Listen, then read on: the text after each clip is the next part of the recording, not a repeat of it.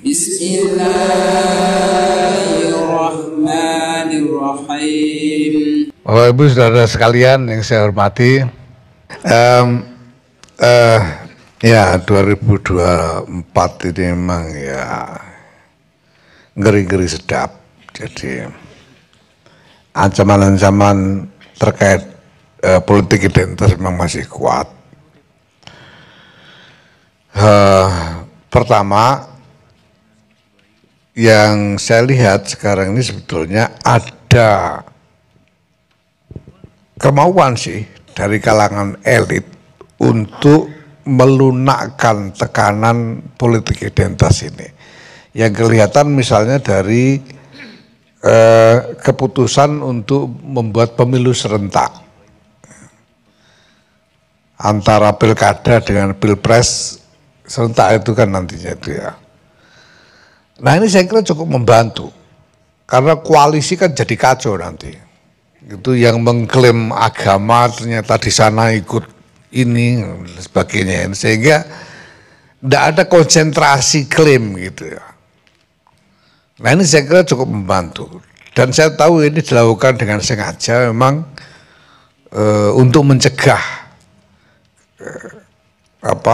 konsentrasi pada politik identitas. Tapi ancaman masih tetap ada. Nah makanya kita harapkan ke depan ini, karena ini semuanya masih, kalau hari ini masih elit memang gimana, masih elit.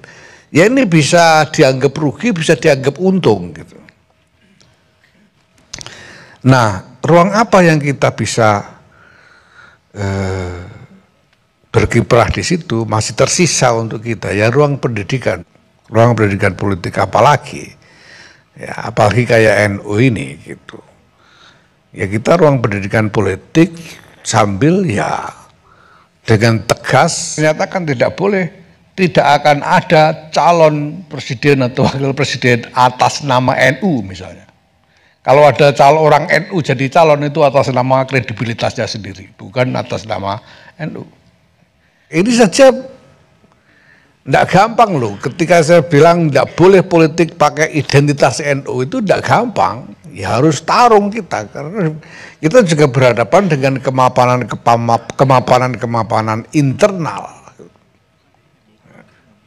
Ya saya terus terang aja, ketika kemarin saya bicara tentang bahwa NU tidak bisa tidak boleh dijadikan alat politik oleh PKB, gitu kan. Ya. Lalu ada kiai lain bilang bahwa bukan begitu, justru PKB yang jadi alat politiknya NU. Ya mari kalau begitu buktikan, saya bilang. Nah tiba-tiba kemudian ada kiai lain bilang bahwa ya NU ya PKB, PKB ya NU. Nah ini masalah ini. Jadi kami ini masih harus tarung dulu ini di dalam ini. Apa boleh buat, karena kemapanan yang panjang. Ya. Tapi ini harus dilakukan. Ini harus dilakukan, dan ruang kiprah kita ya memang di situ.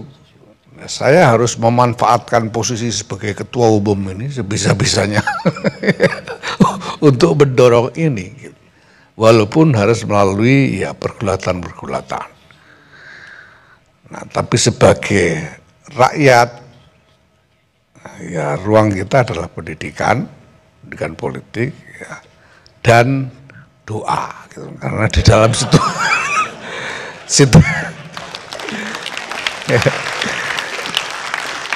dalam keadaan cengkeraman struktural yang begitu kuat, saya kira ruang kedaulatan rakyat yang sejati itu ada pada doa. Terima kasih.